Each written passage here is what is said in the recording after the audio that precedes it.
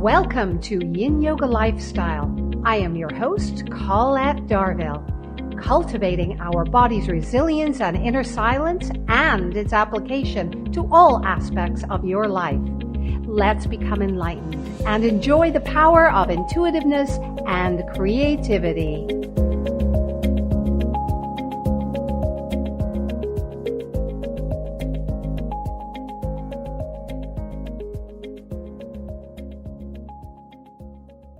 You are listening to Society Bites Radio, social interaction for the mind and soul. Hello, and thank you for joining us today. I am your host, Colette Darville, and this is Yin Yoga Lifestyle. So now let us take a deep meditative breath. Inhale, so. Exhale, hum. Angela Ardolino is the founder of Miami's Children's Theater and Tampa Bay Parenting Magazine. She has a background in broadcast journalism and appeared on television and radio shows, including nationally syndicated Daytime. Despite her healthy lifestyle and busy schedule, Angela was diagnosed with rheumatoid arthritis. Determined to find an alternative to this toxic medication she was offered, she turned to CBD. Once she identified a pure source of CBD in California, her life changed forever. In 2016, Angela earned a professional certification in Medical Cannabis Biology and the therapeutic uses from the University of Vermont College of Medicine. That year, she hosted Canna Conference to educate doctors, veterinarians, and patients about the positive effects of medical cannabis and how cannabis reacts in the endocannabinoid system. In June 2018, Angela launched CBD Dog Health and its line of full-spectrum hemp extract products specifically formulated for pets. In 2019, Angela partnered with Cannabis Radio to launch her pet-centric podcast, It's a Dog's Life. Angela spends her time working diligently to educate people about medical cannabis and for its legalization in Florida.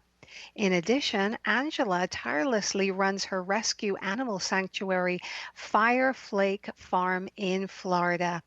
Welcome to Yin Yoga Lifestyle, Angela. Thank you so much for having me. I'm going to bring you around everywhere I go. You make me sound good. Well, you are, and you've done so much, and kudos to you. We have to let everybody know exactly what you've done, and so the accolades are well worth it for you. Thank you. You're so welcome. Angela, can you tell us about your journey to becoming a holistic pet professional, all the way from broadcasting right through to where you are now? I have always been, one of those crazy animal loving people. I mean, even as a kid, I'd come home from school and go right outside and would spend until dark when my mom was yelling at me to come in with my animals. Like literally studying them, watching them. I thought I was communicating with them. I now know I was. Yeah. So it's something that's always been in my blood and the core of who I am. So when I had a magazine, I was constantly reporting. It was a family magazine, and I consider pets part of our family. So I was always reporting on holistic health for our pets anyway. And it wasn't until, I was diagnosed with rheumatoid arthritis and found cannabis medicine that I did not know that the animals had the same system as in the endocannabinoid system like we do until I went to the University of Vermont. And when I learned that, that's when I was like, okay, now I can combine both my passions, which are cannabis and animals, and this is what I'm going to do from here on out. So it just was, when I found out how the endocannabinoid system worked, the fact that every animal has it, even hookworms have an endocannabinoid system. I did not know that. Yeah, it's pretty incredible. And if you know how it works, then you know that the medicine works on all of us, on all of our animals. And so that's basically where I started my journey. And then I was like, okay, well, if I know this helps my animals, this is back in 2016, let me go find a product. Mm. So I also own a grooming, boarding, daycare, retail pet business called Beautify the Beast. So I wanted to carry those products in my shop, but I could not find a pet product anywhere. If I found like a good human product, I would ask them about it. And what they would do is they would take a human product, slap a paw print on it, and call it a pet product. The problem with that is that they'd put flavorings in it because, of course, humans care about what it tastes like. They would put sweeteners like xylitol, which kills dogs. Right. Just if we're making a medicine, there shouldn't be anything in it except stuff that helps.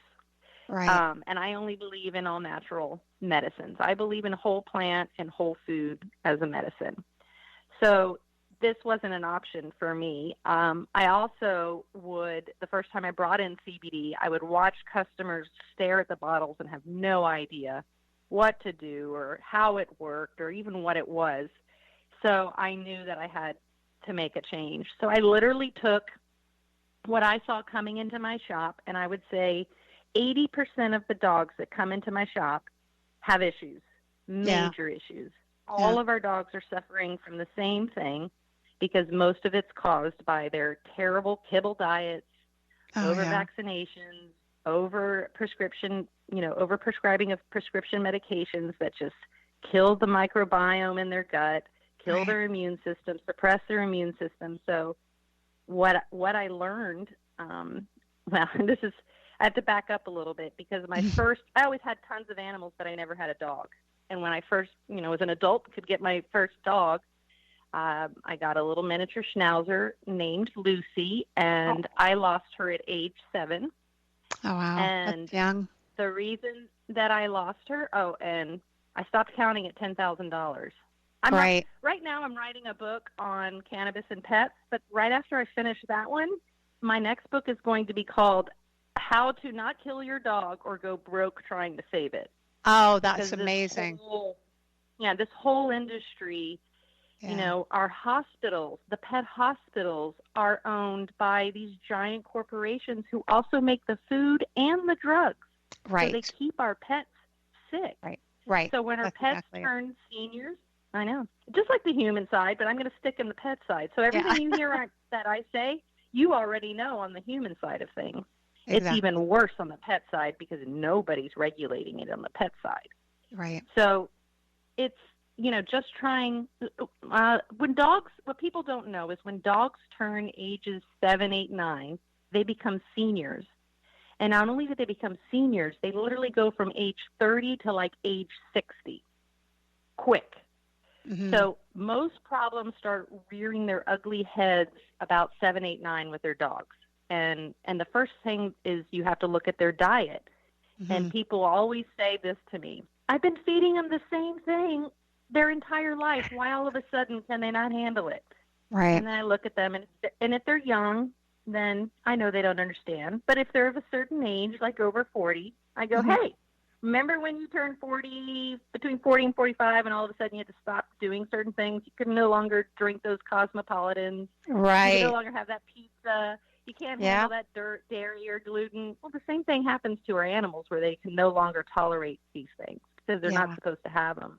Right. So it's just it's so much on the dogs and hard and extreme. Right. But the good thing is something like a full spectrum hemp extract is going to what the endocannabinoid system is responsible for is all of our other systems and keeping our body at homeostasis so that our body can fight off disease, infection, viruses on its own. Mm-hmm. Which is, the same thing we want for ourselves. And that naturally occurs when dogs are in the wild, right? I mean, they have that naturally occurs, but then when we start fiddling with everything, that goes out the window, and then they're susceptible to everything, right? Everything. And then, your dog gets sick. So let's say they turn 7, they get sick, they start having diarrhea or they're throwing up. So you go to the vet. This is the worst, just like our medical doctors, our veterinarians are not taught anything about diet and nutrition. Right. So we live in this world where everything is a write a prescription, not let's fix the issue. So it's so much So, worse for our dogs. so, uh, so what are some of the things we should be, and I know we want to incorporate the CBD into our animals' diets, a very specific CBD. And if listeners are wanting to know more about this, please go to Angela's site, cbddoghealth.com, and you'll be able to, she knows it all and you can contact her there. But one of the things, I mean, I give my dog CBD oil every day. I've noticed a significant difference in her. She was a foster dog when I had her for 2 years. Mm-hmm. She had a bad hip. She was limping. That's all gone away. I give her raw Yep. food. Give her raw, Awesome. raw. I actually give her raw meat. I have Awesome. specific raw meat, but but some people think that they need to give their dogs much more. How does what should we be feeding our dogs?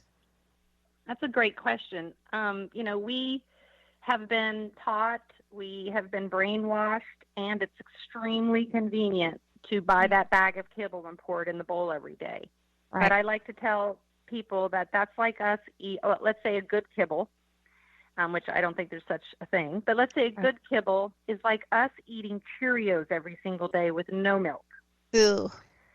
So what happens is that they're not getting, kibble is just, it's, first of all, most pet food is made from the remnants, from the rotten, from the trash. Sometimes it doesn't even have real meat in it. It has chicken meal, bone meal. Anytime you see meal, it's not real food. It's barely regulated. The organization that regulates the dog food, what goes into dog food, they're all controlled by the three giants who make all the food. So here at my rescue farm, I have taken dogs riddled with cancer, having grand mal seizures, not able to walk, and I completely heal them with a full spectrum hemp extract and a raw, fresh diet. Yeah. Can I make a huge difference with just doing the full spectrum? Sure. But to get rid of cancer, to stop seizures, to bring a dog back to life, you've got to support their gut. You've got to let the microbiome in their gut get back to normal so that they can actually, heal themselves. Right. And I've seen it over and over again. I've been doing it for the past 5 years, 6 years with dogs. I'm the crazy lady here in the Tampa area where, if you've tried everything, I'm the last resort. I even have vets who call me and give me dogs because they were like, well, let's see what the crazy cannabis lady can do. Right. And I take them off all of their prescription medications and do just full spectrum and food therapy. Whole food, plant, and food therapy fixes everything. Now this applies. This applies to other animals too, right? Not just to dogs. All of them. Mm-hmm. Yeah. All animals have an endocannabinoid system. Yeah. What's so remarkable about dogs, and we don't know this about any other animal yet, but dogs have anywhere, we don't know how many, we just know that they have double to 10 times more receptors in their brain and spinal cord. So they're much more sensitive to the medicine, which means that it's so much more effective for them. So what I give one of my chickens, if it's injured, versus one of my dogs, I actually give my chicken more than my dog. Right. Because they all react differently to it. But it really is the biggest reason for me creating the full spectrum, and why I'm such a fan of it, is nobody wants anybody to suffer. Nobody wants to see their pet suffer. Nobody wants to see their loved one suffer. And a cannabis extract, a hemp extract, is going to take away the pain. It's going to take away the stress and anxiety. It reduces inflammation in the entire body. So you really can make your pet or your person feel so much better without horrible side effects. Right. Now, do animals actually become, people become addicted to pharmaceutical drugs? Can pets? They may not